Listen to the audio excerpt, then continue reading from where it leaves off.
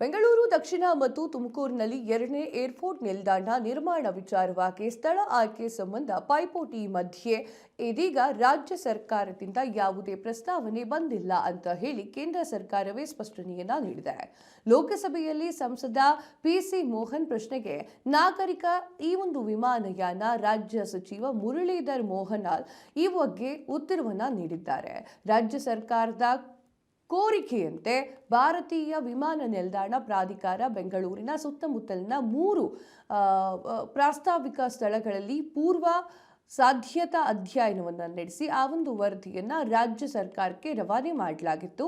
ಆದರೆ ಕೇಂದ್ರ ಸರ್ಕಾರದ ಗ್ರೀನ್ ಸಿಗ್ನಲ್ ವಿಮಾನ ಏನಿದೆ ಅದು ನಿಲ್ದಾಣ ನೀತಿಯಡಿಯಲ್ಲಿ ಹೊಸ ಪ್ರಸ್ತಾವನೆಯನ್ನ ಸಲ್ಲಿಸಲಿಕ್ಕೆ ರಾಜ್ಯ ಸರ್ಕಾರದಿಂದ ಯಾವುದೇ ಉತ್ತರ ಅಥವಾ ಸ್ಪಂದನೆ ಬಂದಿಲ್ಲ ಅಂತ ಹೇಳಿ ಸಚಿವಾಲಯ ತಿಳಿಸಿದೆ.